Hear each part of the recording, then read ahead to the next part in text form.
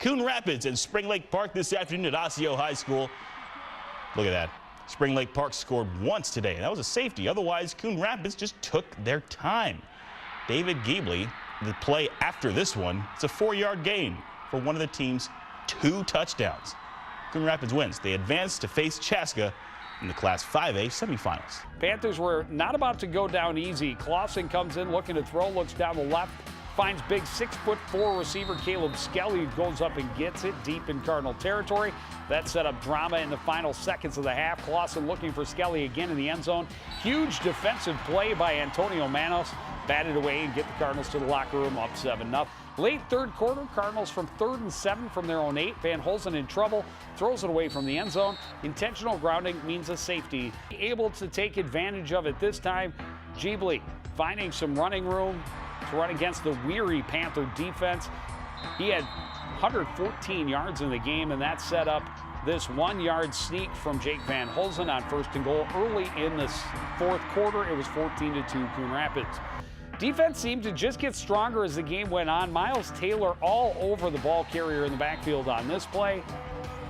Class 5A playoff, to the 4th, down by 10. Trey Feeney fixes that when he goes up the gut for a touchdown to make it 52-49. Then Moorhead drives 99 yards on its final possession, capping it off with a great touchdown pass to Brady Walthall, and Moorhead takes a 55-52 lead. 1 second in the game remaining. Carter Ruby just throws it right over the middle, a prayer into triple coverage, and Carter Otto answers it. He breaks free for the score. The Elks stun Moorhead 58-55. We will start in Class 5A with the 2-time defending state champion Owatonna Huskies. Huskies entering the game on a 29-game win streak, taking on St. Thomas Academy late in the 2nd quarter. No score.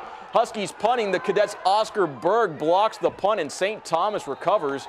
3 plays later, Danny McFadden punches it in for St. Thomas. Owatonna trailed 7-0 at the break. 3rd quarter, the cadets put on an 18-play drive. They cap it off with a 19-yard touchdown. Love Ada-Borup running like a chicken with his head cut off, but it worked. So for the first time in 2 years, Class 5A will have a new state champion. Owatonna is shut out by St. Thomas Academy, 21-0. They traveled well to support the Hutchinson Tigers, and they were rewarded against Fridley. They love to run the football, and they ran the football very well tonight. Tyler Schillo finds a hole. He's gone.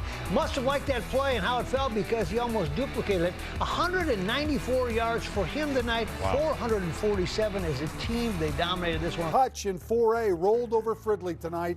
Tyler Schiller, 40-yard touchdown run, 2nd of the night. Tigers up 14-7. Hutch. Hutchinson was running wild. Tyler Schiller ran for 194 yards. His 40-yard touchdown put them up 14-7 in the 1st quarter. Hayden Jensen added 152 yards rushing as Hutch ran for 447 yards. They roll into the state semis with a 52-14 win. And then blew the game open. Russell Corrigan slams it in for a touchdown there. The Division I athlete going to Boise State, 52-14 the final. Hastings, they can now host a neutral site playoff game thanks to all the improvements made to McNamara Field. Just a gorgeous setting and such an iconic venue. It's Simley against Winona in 4A, where the Spartans take the early lead. That's Shane Preifel throwing 5 yards to Hope Abadayo.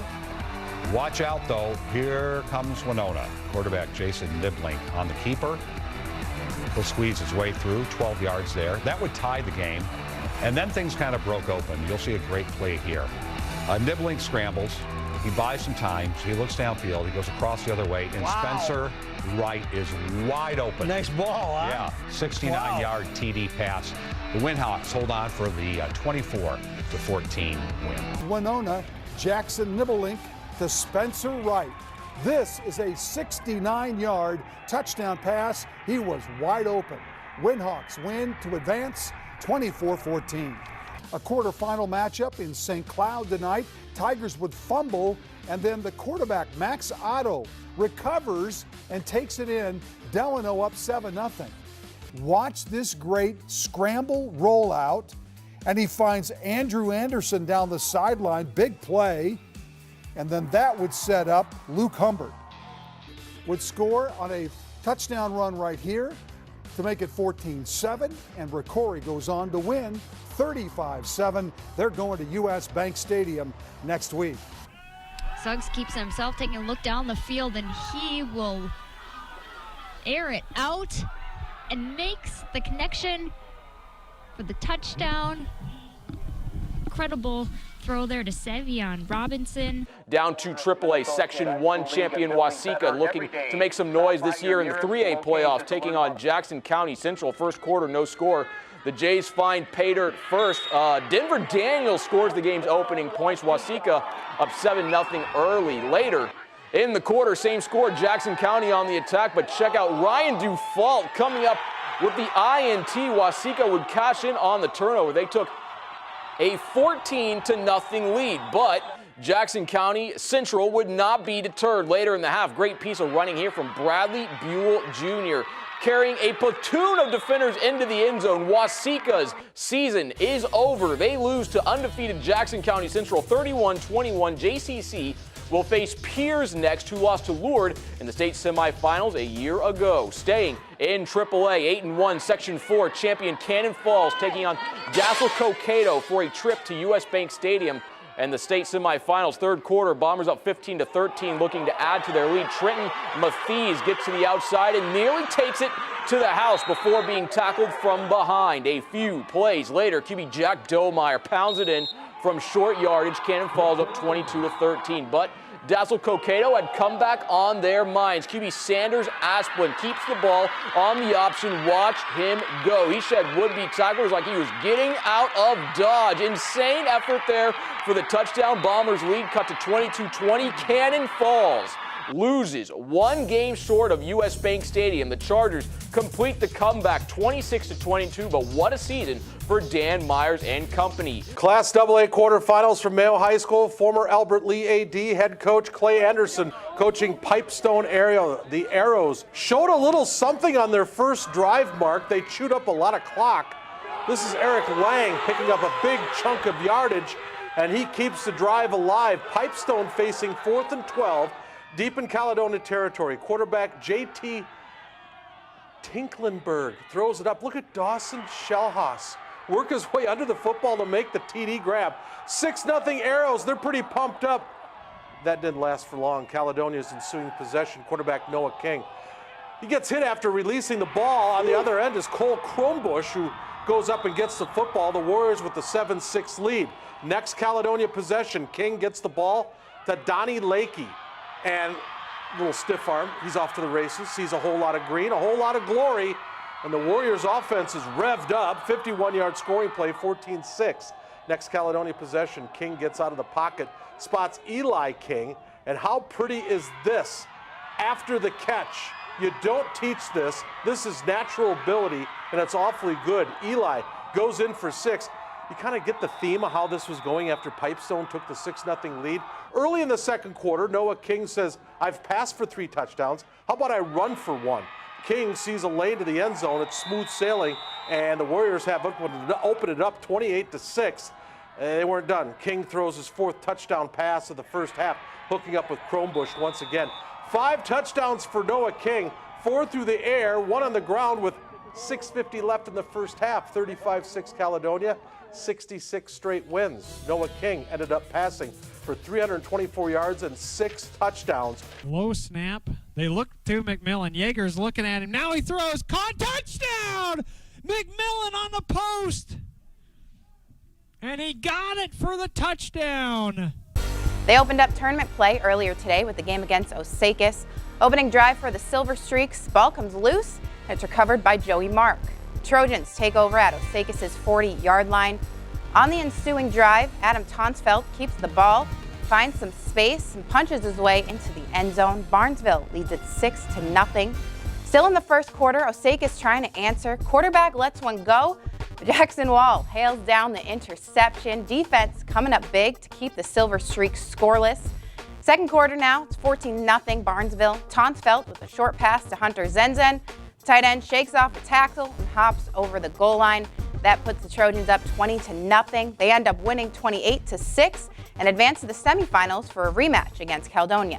Bold leading 12-6 early. Jordan Saginaw finds Gavin Vosico, who makes the catch in traffic, makes a man miss. They go up 18-6. In the fourth quarter, once again going to the air, it's Anthony Maher. bowled all over from start to finish, but late, they're up 33-6. Deer River gets a score. Austin Raisley with the rushing touchdown. Bull takes it 33-12. They'll have the Tigers on Saturday. Ada-Borup West taking on Underwood. First drive of the game, Tim Devani gets the handoff, finds a big gap to take it straight up the middle. Rockets strike first, up 8-0. But on the following kickoff, Brady Borgett with the return, runs from one sideline to the other, turns on the Jets, and he's going to take this one all the way. Flies into the end zone untouched. That makes it 8-7 Rockets. Later in the first quarter, Vertus Barber gets the pitch, powers his way through for the score.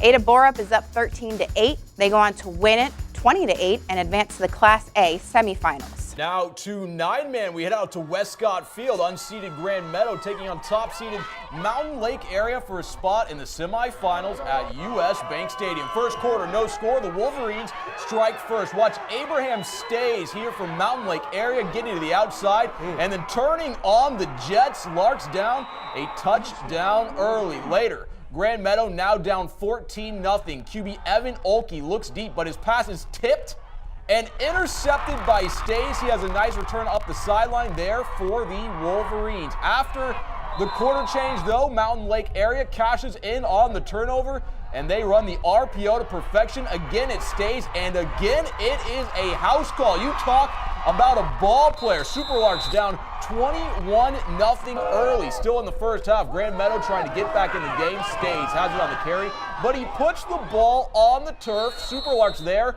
and in business. Ensuing possession, 4th and goal. Olkey looks end zone, but his pass is broken up by none other than Mr. Stays. Special players make special plays, and that's what Stays kept doing. Check out this throw to Ethan Nickel. Yeah, that put the Superlarks down 35-0. So, for the first time in 6 years, Section 1 will not win the 9-man state championship. The Superlarks season is over. They fall to top-seeded Mountain Lake Area 42-12. Winnie Mac football playing in the state tournament for the first time since 1991, taking on WAO. First quarter, Gavin Walker patiently waits, then hits Nathan Fortman with a beautiful throw and catch, and the Patriots are in the lead. In the early second quarter, on 1st and goal, the handoff to Remy Goodwin. He gets in there for the touchdown, and the fans are loving what they're seeing. Now 18-0. Walker airs it out deep to Kobe Hamry, and he has reservations for 6. The Patriots are off to the state semis for the first time in school history as they pick up a 48-6 win at the Southridge 19-yard line. Zubich looking down the middle, wants Drake in the end zone, touchdown! 19 yards on the pass to Dylan Drake, and the Rangers make it 12-0.